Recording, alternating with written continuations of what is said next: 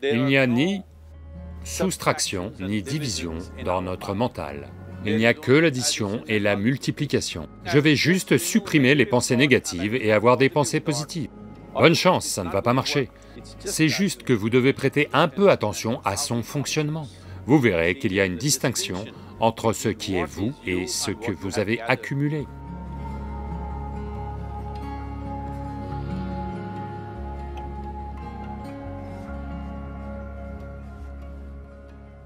Eh bien, voyez la façon dont la question est posée et aussi la façon dont elle est abordée en général, c'est...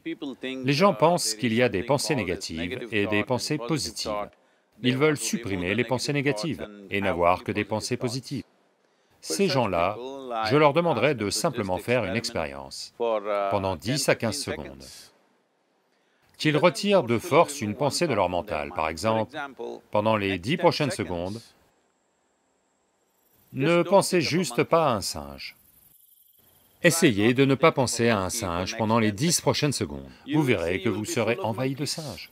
Donc ce que je dis, c'est que ceci est la nature de votre mental, parce que dans ce mental, les 3 pédales sont des accélérateurs. Il n'y a pas de frein, il n'y a pas d'embrayage, quoi que vous touchiez, ça ne fera qu'accélérer. Dans ce genre de mental, les professeurs de morale et de religion ont appris aux gens, ne pensez pas aux mauvaises choses. Eh bien, depuis, c'est un travail à plein temps. Donc, il n'y a pas moyen de gérer le mental comme ça, pas besoin d'une grande illumination. Si vous passez 2 minutes les yeux fermés, vous allez réaliser que vous ne pouvez rien faire de force avec ce mental. Donc, je veux supprimer les pensées négatives. N'allez jamais dans cette direction, parce que ce que vous voulez supprimer va devenir votre qualité, vous serez toujours dessus. Alors que faire? Le truc c'est ça. Sans comprendre la mécanique fondamentale de ce mental, parce que notre mental, le mental humain, est l'ordinateur le plus sophistiqué de la planète. Même tous les super-ordinateurs en sont sortis. Quand c'est le cas, n'est-il pas important que nous comprenions la mécanique de son fonctionnement? Un aspect simpliste de son fonctionnement, c'est que il n'y a ni soustraction ni division dans notre mental.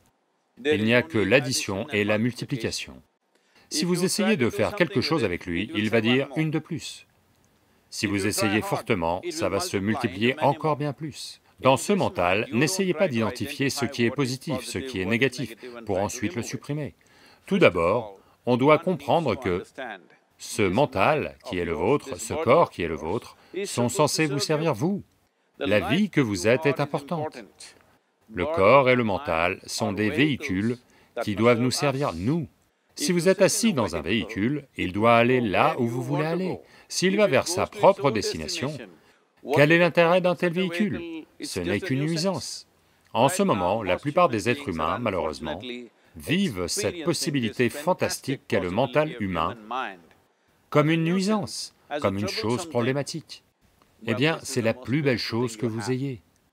C'est juste que vous devez prêter un peu d'attention à la façon dont il fonctionne. Voici une chose simple. Le tout premier processus, c'est pour ça qu'on a sorti ce processus appelé Isha Kriya. Il est fait pour vous distancier de votre processus physiologique et psychologique. Il y a quelque chose qu'on appelle vous qui existe. Ce n'est pas la somme de toutes vos pensées et émotions et de votre processus physiologique. Au-delà de ça, il y a vous.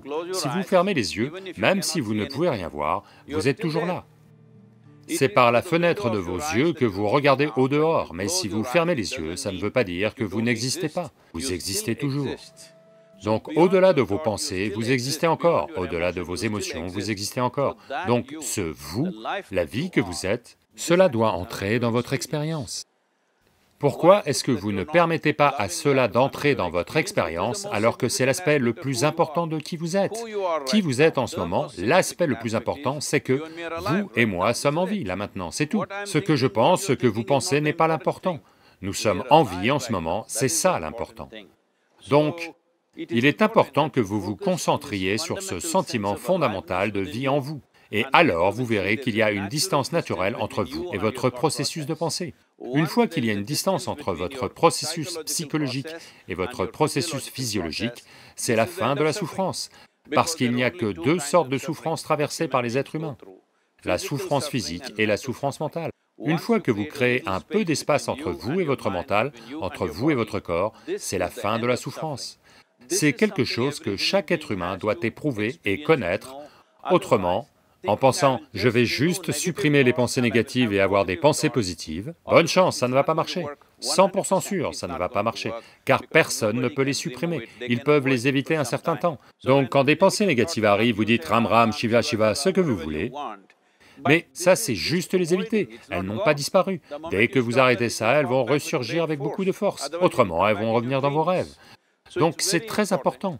Tout d'abord, vous devez comprendre que votre colère, votre ressentiment, votre peur, vos angoisses, la négativité que vous générez, en général, le ressentiment, la colère, sont toujours dirigés contre quelqu'un. Mais nous devons comprendre que ce sont des poisons que nous buvons et on s'attend à ce qu'un autre meure. Heureusement, la vie ne marche pas comme ça. Si je bois du poison, je meurs. Si je bois du poison, vous ne mourrez pas. Donc, nous devons comprendre ça. Quand je dis poison, aujourd'hui, vous pouvez vous faire des analyses chimiques. En ce moment, vous avez certaines analyses de sang. 5 minutes de colère intense, vérifiez vos analyses et voyez, il y aura beaucoup d'éléments négatifs dedans, littéralement, vous vous empoisonnez. Donc, voulez-vous vous empoisonner? Certainement pas. Maintenant, la question elle-même vient d'une certaine détresse. Que faire? Ne faites rien. Asseyez-vous juste et préoccupez-vous simplement de quelque chose qui est le processus de la vie. Peut-être vos battements de cœur, peut-être votre respiration, peut-être juste la sensation d'être en vie. Selon votre niveau de sensibilité ou de perception, selon ça, trouvez quelque chose. Ça pourrait être une sensation dans le corps, ça pourrait être la respiration, ça pourrait être un battement de cœur, ça pourrait être n'importe quoi, quelque chose qui vous indique la vie, prêtez simplement attention à ça. Pendant un certain temps, lentement, vous verrez, il y a une distinction entre ce qui est vous et ce que vous avez accumulé, qui comprend vos possibilités physiologiques et psychologiques. Possibilités ou pagailles, selon ce que vous en avez fait.